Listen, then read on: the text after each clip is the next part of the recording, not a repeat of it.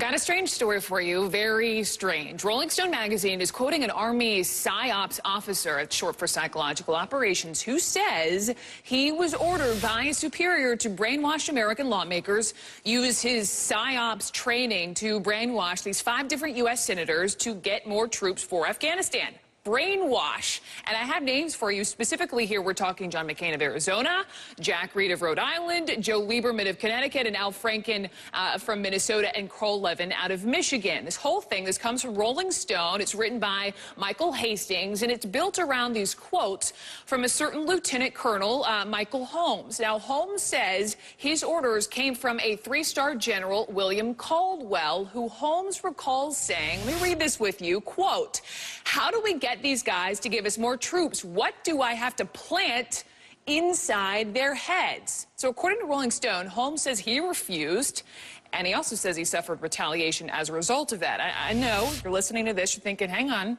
it's a little kooky, but serious enough now that a U.S. Commander General, David Petraeus, in fact, has now ordered an investigation. And keep in mind here, there is a bit of an eerie precedent. Way back, I'm going to take you back to the 1960s, presidential hopeful George Romney, yes, that is the father of Mitt Romney, claimed he had been subjected to brainwashing by the U.S. military.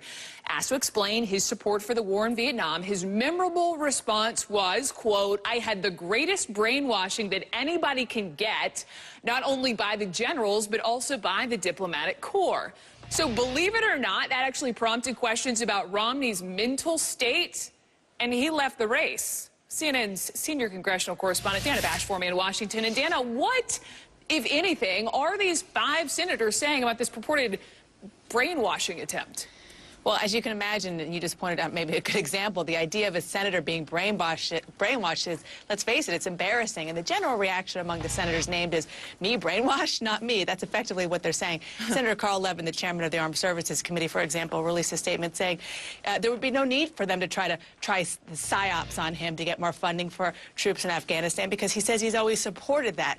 And Al Franken has said, released a statement, Brooke, saying that he always is skeptical of what he's told, especially on trips like this one to Afghanistan. He said he takes great pains to get information from a host of sources before he forms policy decisions. But they do all say, at least the ones who are speaking out, that it's appropriate for the Pentagon to be investigating these allegations. Yeah, I mean, obviously Petraeus, obviously the Pentagon taking this seriously enough to investigate. Yes. You cover Congress, Dan. I mean, would there be any indication that Congress would hold its own investigation here? It's so interesting. You have seen this as I have. When members of Congress are angry about something or they want to make a big deal out of something, they're not shy. They race to a camera, they bang their fists on the desk, they demand hearings. And I find it really interesting and noteworthy that that's not happening in this case. I was talking to one congressional source who deals extensively with the military, Brooke, who told me part of the reason is that many people are not surprised by this. They're not shocked that the military is doing extensive homework on the positions, on the personalities, and the records of members of Congress to try to get what they want.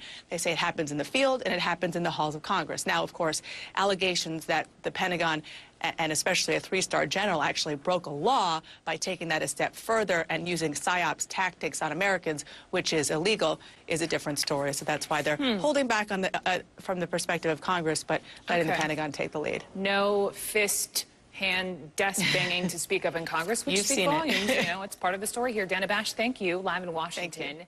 Using psyops tactics on Americans, which is illegal.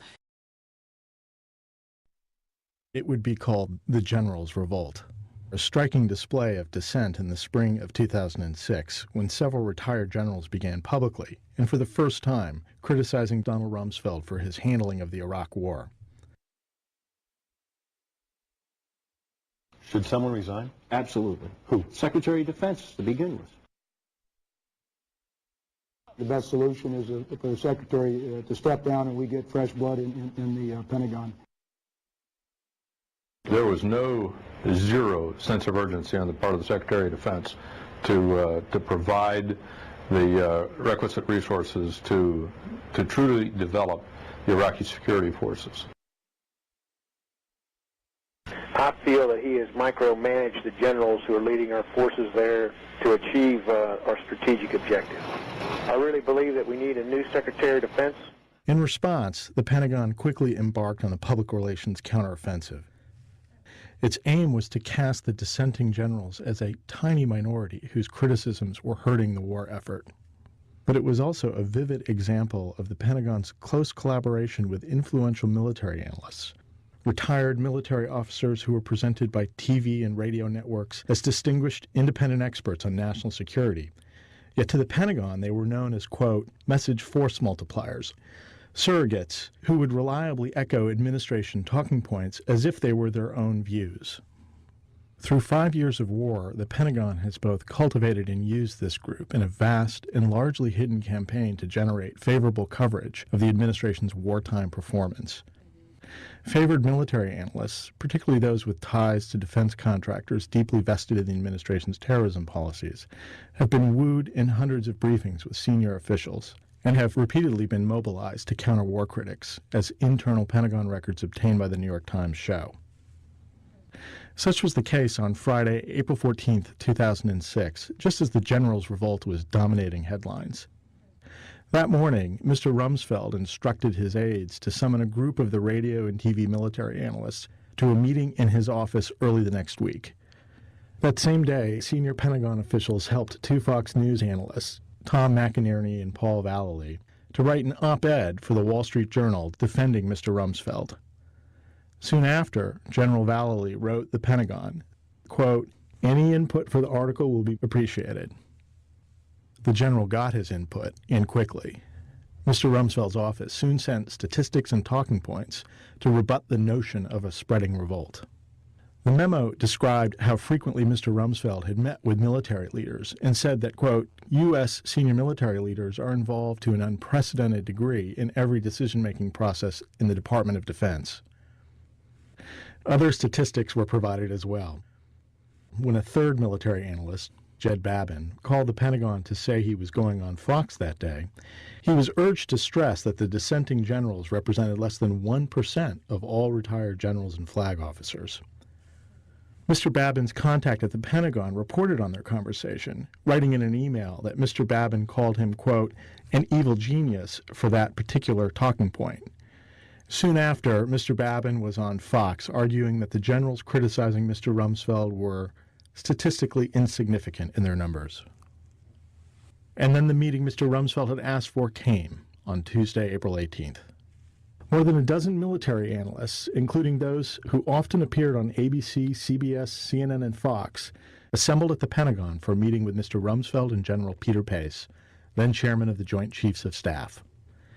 It didn't take long for conversation to turn to the generals' revolt. A transcript, never before disclosed, of the session between military analysts and Mr. Rumsfeld reveals the depth of their collaboration.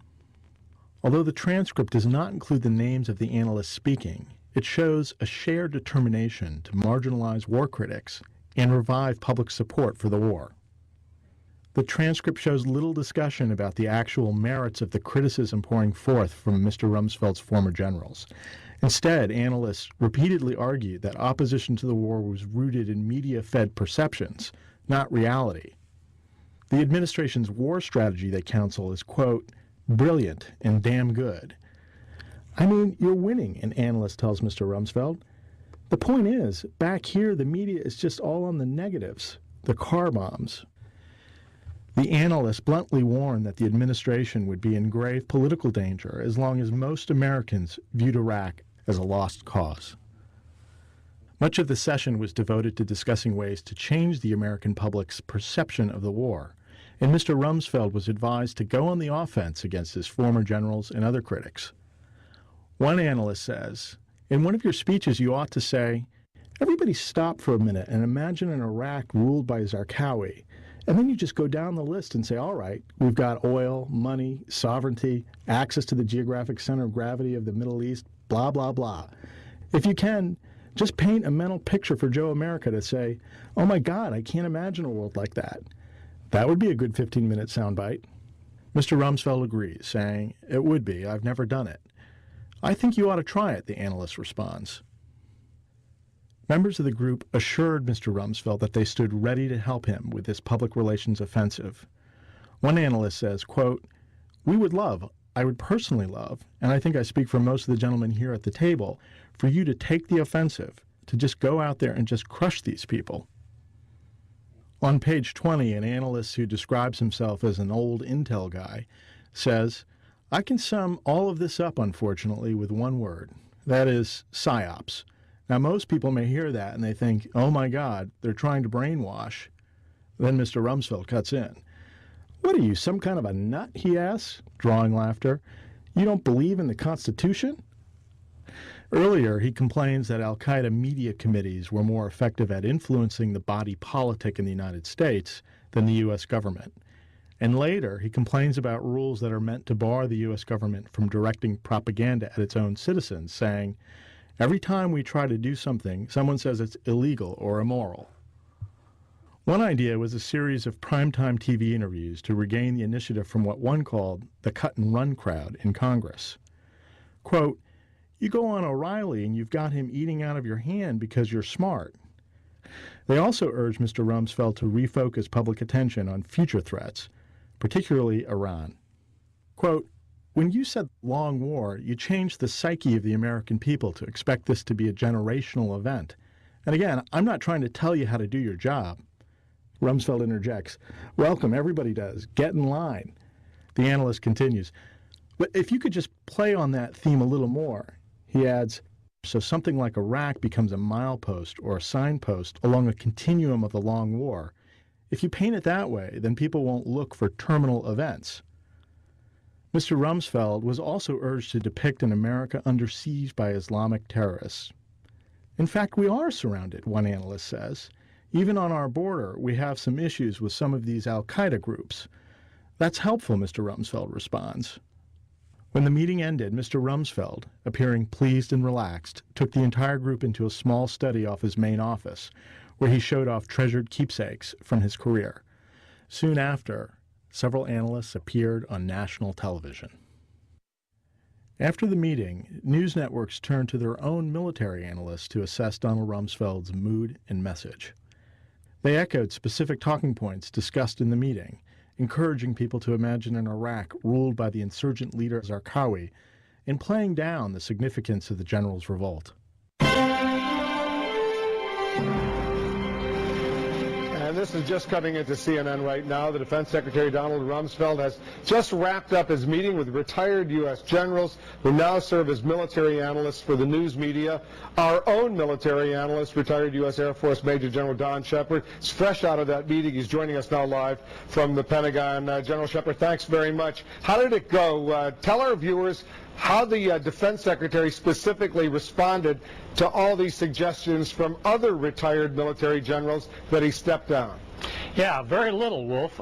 Everybody expected the headlines out of this to be the Secretary says the following things, and the focus of the meeting was very little on that. It came up from time to time, mainly from our own questions, but basically the focus was on how the war in Iraq is going, how it would have been different in the past if, and that type of thing. It was not about the retired general's controversy, although the Secretary is clearly distracted by it and worried about it and concerned about it, and he listened to a lot of things from the group. Well, the message needs to be, imagine an Iraq. Imagine Iraq under the control of Zarqawi with another conveyor belt for tourists combined with oil and water and land and resources. Imagine the effect of that. That's the message that has to get out to the American people, because the American people simply do not feel they're at the war. As they've done in the past, the Pentagon carefully tracked the analyst's TV appearances after the meeting with Mr. Rumsfeld. Monitoring reports circulated to more than 80 senior Pentagon officials confirmed that analysts faithfully echoed many of the talking points urged on them by the Pentagon, including 1. That Mr. Rumsfeld consulted frequently and sufficiently with his generals, 2. That Mr. Rumsfeld was not overly concerned with the criticisms from the retired generals, and 3. That the meeting focused on more important topics at hand, including the formation of a new Iraqi government. Days later, Mr. Rumsfeld wrote a memo distilling their collective guidance into a series of bullet points such as, go on the offense, push back rather than simply defending. In this memo, 2 points were underlined. The first was to focus on the global war on terror, and the second was to link Iraq to Iran. If Mr. Rumsfeld found the session instructive, at least one participant was left uneasy by what he had witnessed. Bill Nash, a retired general and ABC military analyst, recalled feeling both amazed and disgusted.